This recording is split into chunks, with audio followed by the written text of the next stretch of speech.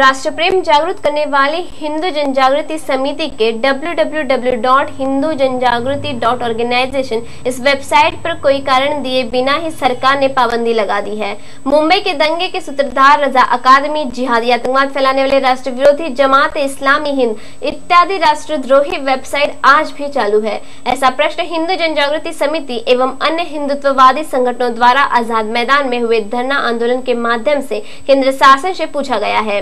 हिंदू जन जागृति समिति के साथ हिंदू महासभा, केरलीय क्षेत्र परिपालन समिति इत्यादि संगठनों के प्रवक्ता इस आंदोलन में सहभागी हुए। इतना ही नहीं बल्कि हस्ताक्षर अभियान चलाकर केंद्र शासन एवं महाराष्ट्र शासन को वेबसाइट पर लगाया प्रतिबंध संबंध में निवेदन दिए गए। यदि सरकार ने हिंदू जन जागृति समिति के वेबसाइट को फिर से चालू नहीं किया तो हिंदुत्ववादी संगठन यहाँ आंदोलन जारी रखेंगी, ऐसे समिति की ओर से स्पष्ट किया गया।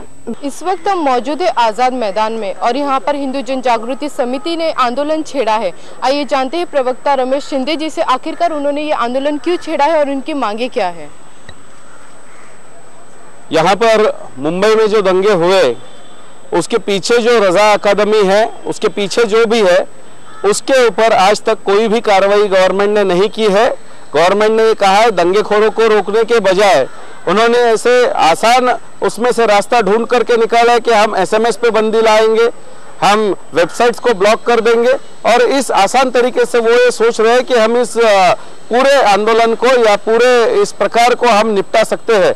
लेकिन इसमें जब हमारे केंद्रीय गृह मंत्री कहते हैं कि ये एसएमएस और ये सारी बातें शुरू हुई वो पाकिस्तान से शुरू हुई, जब वो पाकिस्तान से शुरू हुई तो उसके ऊपर पाबंदी लानी चाहिए, जबकि गवर्नमेंट ने हमारी hindujagriti.org इस वेबसाइट के ऊपर पूरी तरह से पाबंदी लाई है। और इसकी दूसरी बात यह है कि गवर्नमेंट ने ना कोई हमें नोटिस दिया है, ना किस बात पे हमें आगाह किया है, कोई सूचना भेजी है, खुद ही अपने आप ही पूरी वेबसाइट बंद कर दी है। तो ये हम कोई मुगलों के राज में नहीं रहे हैं, हम यहाँ पर डेमोक्रेसी में, लोकशाही में रह रहे हैं। तो गवर्नमेंट को इसका उत्तर देना होगा। हम ऐसे ही इसी प्रकार से आंदोलन करेंगे, यहाँ से पूरे हिंदुस्तान में आंदोलन होगा, पूरे हिंदुस्तान में हम लोगों को जागरूक करेंगे और इस सरकार को आखिर हम पीछे जाने पर हमारा जो निश्चय है वो ठाम रहेगा और उसको हम ये बताएंगे कि हिंदू भी इकट्ठा हो सकते हैं। और इस प्रकार से हमारे ऊपर जो उन्होंने बंदी लाई है, इस वेबसाइट के ऊपर जो बंदी लाई है, उसको हम उठाने पर उनको मजबूर करेंगे।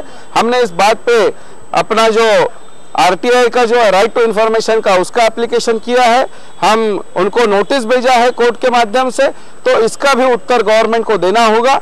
और ये कोई मुगलों के राज में हम नहीं रह रहे हैं, इसका उत्तर गवर्नमेंट को सोच के रखना होगा। लेकिन जो दिन पे दिन आपने कहा मुगलों के राज पे नहीं रह रहे, लेकिन जो दिन पे दिन मुसलमानों के जो दंगे बढ़ते जा रहे हैं उससे क्या ये जाहिर होता है कि हम मुसलमानों के कहीं ना कहीं राज चल रहा है?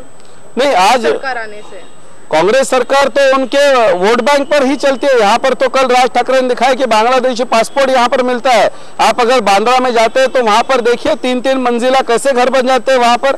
तो ये सारा जो वहां से आ रहा है ये इनका वोट बैंक बना है और इसीलिए गवर्नमेंट ये सोच रही है। अभी आसाम में भी उन्होंने जो एमएलए को पकड़ा है वो हिंदू है, तो वो इस प्रकार से इस दंगे को वो बीच में ला करके प्रयास कर रहे हैं कि हिंदुओं का जो आवाज है उसको वो बंद करना चाहती है। आपके अनुसार कहीं ना कहीं 2014 के इलेक्शन की तैयारी है ये निश्चित रूप से, क्योंकि वो उत्तर प्रदेश में हार चुके हैं, बहुत सारे राज्यों में हार चुके हैं, तो उनको ये पता है कि अपने मुसलमानों के वोट जो है वो जा रहे हैं। इसीलिए मुस्लिम तुष्टीकरण करने के लिए इतने पत्रकारों के ऊपर, पुलिस के ऊपर हमला होता है और गवर्नमेंट कहती है कि हम ईद के बाद अरेस्ट करेंगे। क्यों? दंगेखोर रुकने वाले घर में।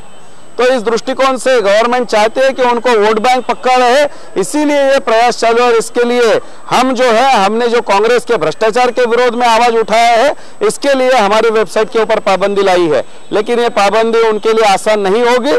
ये 2014 के इलेक्शन में हम उनको दिखाएंगे, लेकिन उससे पहले हमारे वेबसाइट के ऊपर की पाबंदी हम निकाल कर रहेंगे। यदि आपकी वेबसाइट चालू नहीं की तो आप क्या करेंगे? नहीं, इस दृष्टिकोण से हमने वहां पर जो डायरेक्टर है डिपार्टमेंट ऑफ टेलीकम्युनिकेशंस के, दूर संचार मंत्रालय के, उनको हमने नोटिस भेजी है कोर्ट से। दूसरी है, हमने उनको आरटीआई से उनके पास जानकारी मंगवाई है कि बिना सूचना दिए, बिना किसी नोटिस को बजाय हमें किस प्रकार से हमारी वेबसाइट बंद की जाती है, उसका उत्तर हमें चाहिए। तो इस दृष्टिकोण से हमने वहां पर भी कानूनन तरीके से प्रयास किया है और सरकार को इसका उत्तर देना होगा। तो ये थे प्रवक्ता रमेश शिंदे जी, जिन्होंने हमें अपनी मांगे बताई। यदि सरकार उनकी मांगों को पूरा नहीं करेगी तो फिर वो इसी तरीके से आंदोलन छेड़ेंगे। कैमरामैन इम्तियाज के साथ प्रीति जैनवाल, तहलका 24 न्यूज़।